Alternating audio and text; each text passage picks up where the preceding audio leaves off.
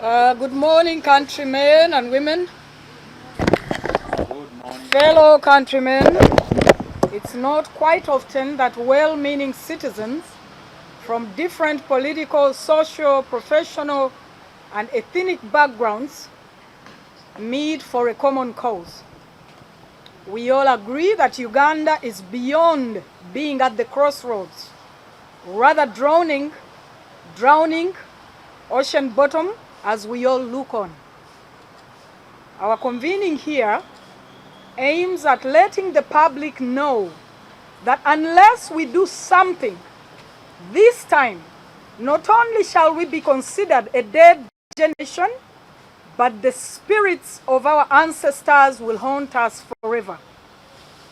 We come in peace, but with determination, to let you know that the majority of those we entrusted with our political offices have become either accomplices, culprits, beneficiaries, or sympathizers of the misrule.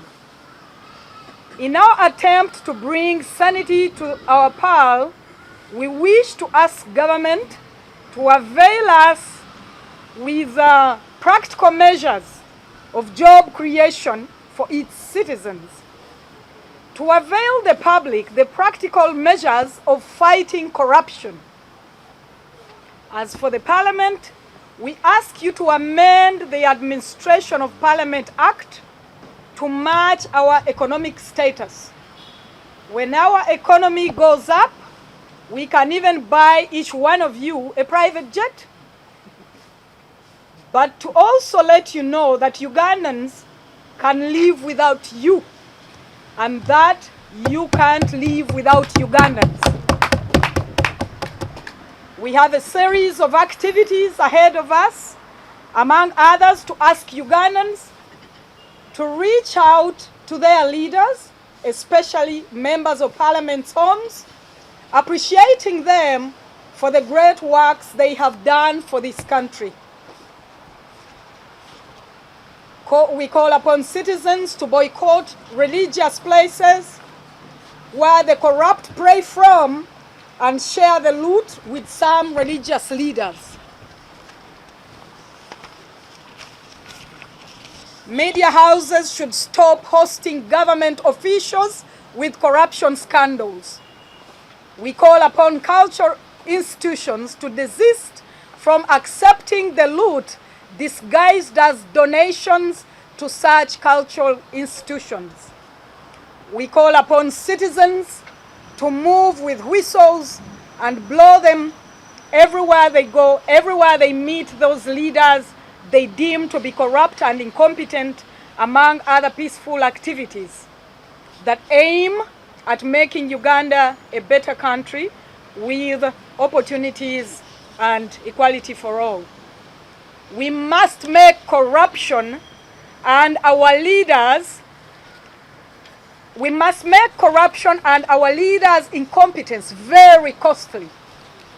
And with these, all activists, all veteran activists out there that didn't make it here, you are called upon to lead from within your regions to completely make corrupt leaders, members of Parliament, very, very uncomfortable in this behavior of theirs. I'm Miss Nana Mwafrika on behalf of human rights defenders. And at this point, I will add a little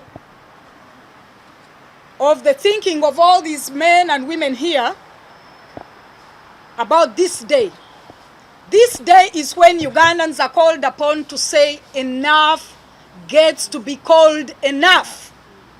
We have had sanctions from the West, sanctioning the woman that hails from Bukedea to come and mistreat activists, to come and mistreat human rights defenders. She recently had a peaceful protester, Nansubuga, thrown into prison for merely holding out a placard announcing her thought about corruption, denouncing corruption, calling for its end. A fellow activist, Burora Anderson, as we speak, is still in the coolers for having offended the same Ugandan that hails from Bukedea. It's not enough to call her a stepmother. Has she become a stepmother for this country, for the children of Uganda? The list of the people that have been abducted, pulled roughly from their residences and thrown into the coolers over merely, expressing themselves about the unbecoming of this lady many call the Speaker of Parliament of Uganda. We choose to call her the woman from Bukedea.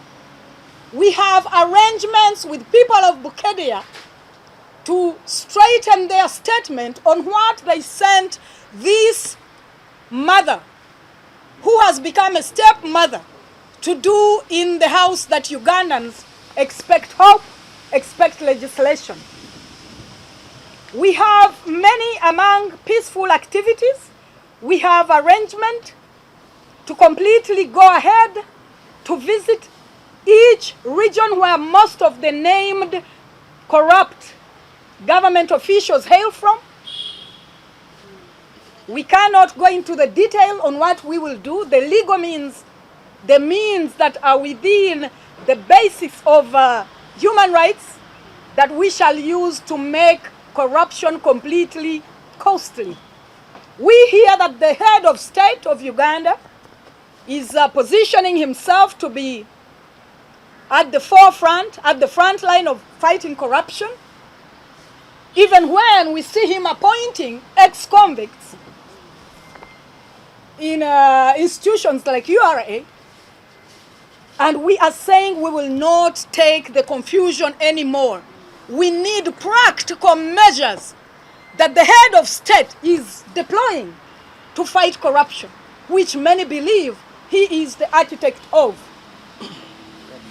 As activists, we are not going to sit back as the country gets, drained to the dogs. We will peacefully express ourselves. We will encourage and mobilize Ugandans to make it completely impossible, to make a very impossible situation for those that are putting themselves in positions of leadership, but just squandering and making Ugandans suffer. Thank you.